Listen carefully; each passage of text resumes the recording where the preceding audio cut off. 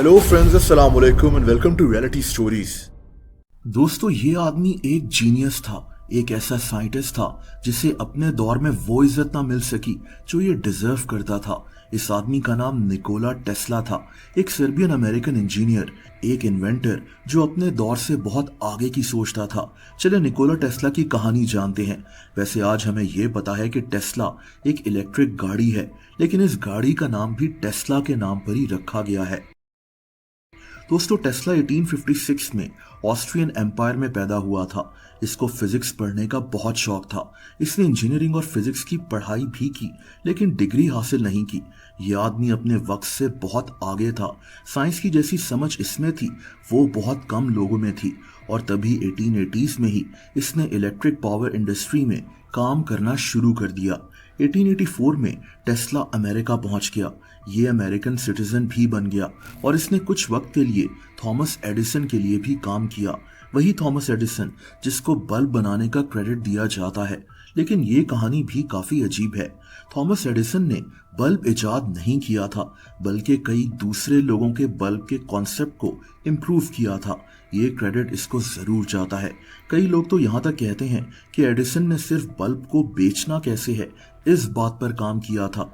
Tesla ने जब Thomas Edison के लिए काम किया तो एडिसन को अपने डीसी जनरेटर्स और मोटर्स में कुछ मसले पैदा हो रहे थे। इसने टेस्ला को काफी पैसे ऑफर किए ताकि टेस्ला इन मसलों को फिक्स कर सके। लेकिन कहते हैं कि एडिसन ने टेस्ला को वो पैसे तक पे नहीं किए थे जिसका इसने टेस्ला से वादा किया था।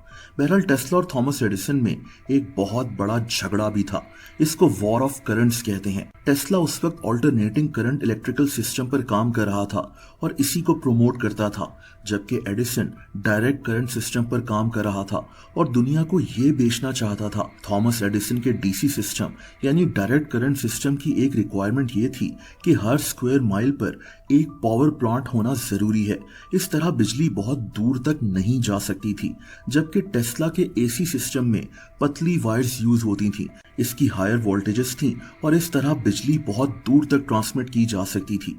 टेस्ला की वजह से ही आज हम लंबे डिस्टेंस तक बिजली की ट्रांसमिशन कर सकते हैं। अब हम सब जानते हैं कि रेडियो को मार्कोनी ने इन्वेंट किया था, लेकिन हकीकत में टेस्ला को रेडियो का सही इन्वेंटर कहा जाना चाहिए।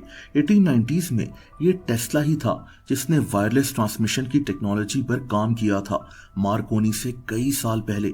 मार्कोनी को बाद में रेडियो बनाने पर नोबेल प्राइज तक दिया गया, लेकिन इस पर असल काम निकोला टेस्ला नहीं किया था। टेस्ला का कहना था कि मार्कोनी अच्छा इंसान है, इसको काम करने दो, हालांकि ये मेरे 17 पेटेंट्स यूज कर रहा है।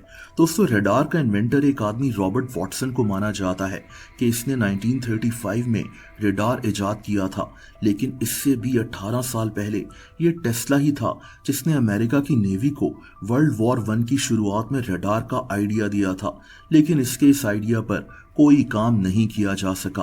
बहरहाल एडिसन के लिए काम करने के बाद टेस्ला ने अमेरिका के न्यूयॉर्क सिटी में लेबोरेटरीज और कंपनी सेटअप करना शुरू कर दी थी। इसके कई पार्टनर्स थे जो इसके आइडियाज पर पैसे लगा रहे थे। दोस्तों, ये टेस्ला ही था जिसने एक्सरे इमेजिंग के भी एक्सपेरिमेंट्स कंडक्ट किए थे, इंडक्शन मोटर इजाद की थी। ये टेस्ला ही था जिसने एक ऐसी बोट बनाई थी जिसको वायर्स के बगैर कंट्रोल किया जा सकता था। ये दुनिया की पहली वायरलेसली कंट्रोल्ड व्हीकल में से एक थी। ये बोट रेडियो वेव्स के जरिए ऑपरेट की जाती थी।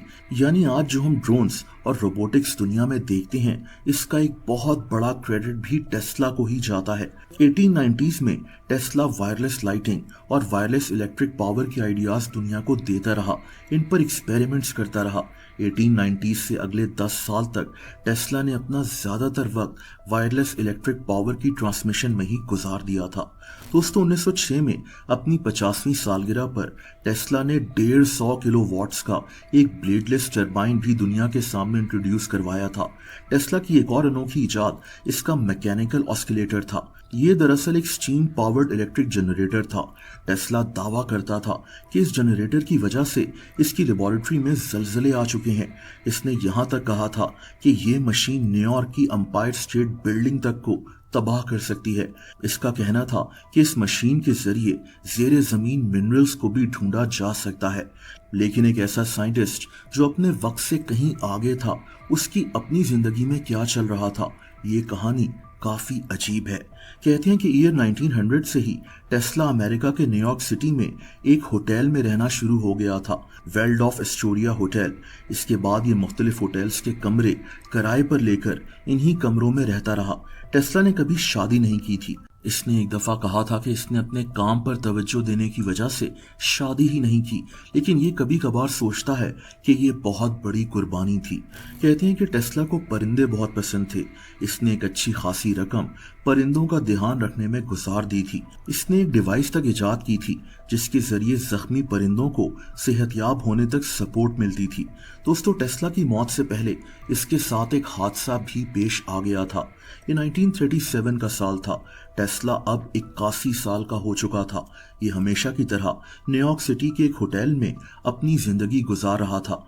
इसकी आदत थी कि ये रोजाना यहाँ से निकलता था और एक पब्लिक लाइब्रेरी की तरफ जाकर वहाँ कबूतरों को दाना डालता था। 7 जनवरी 1937 को भी टेस्ला ऐसे ही निकला। ये वॉक कर रहा था, लेकिन रोड क्रॉस करते हुए अचानक इसको एक टैक्सी ने टक्कर मार दी। टेस्ला की कमर बुरी तरह से जख्मी हो गई थी, लेकिन इसने बाद में किसी डॉक्टर से कंसल्ट करने से इनकार कर दिया। टेस्ला इस इंजरी से कभी रिकवर नहीं कर सका था। 6 साल बाद टेस्ला 1943 में अपने होटल रूम में ही मौजूद था जब वहां इसकी मौत हो गई। होटल की एक स्टाफ मेंबर जब इसके रूम में दाखिल हुई तो टेस्ला अपने बिस्तर पर मरा हुआ पाया गया था। टेस्ला उस वक्त कर्जे में डूबा हुआ था। एक अजीम साइंटिस्ट जो बिजनेसमैन नहीं था। इसने कभी अपनी इन्वेंशन से, अपने काम से उतने पैसे ही नहीं कमाए जितने ये डिजर्व करता था। जैसा कि एक दफा इसने कंपनी जॉर्ज वेस्टिंगहाउस के साथ एक रॉयल्टी एग्रीमेंट साइन किया। इसने इस तरह बेहद अमीर हो जाना था, लेकिन ये कंपनी शदीद बुरी फाइनेंशियल कंडीशन में चली गई तो टेस्ला ने अपना एग्रीमेंट खुद फाड़ दिया ताकि इस कंपनी को बचाया जा सके।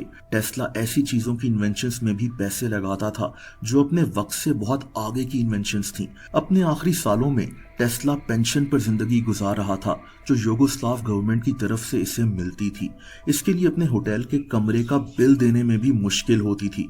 टेस्ला अपने वक्त से बहुत आगे की सोचता था। इसकी इसी सोच का फायदा आज हम सब उठा रहे हैं।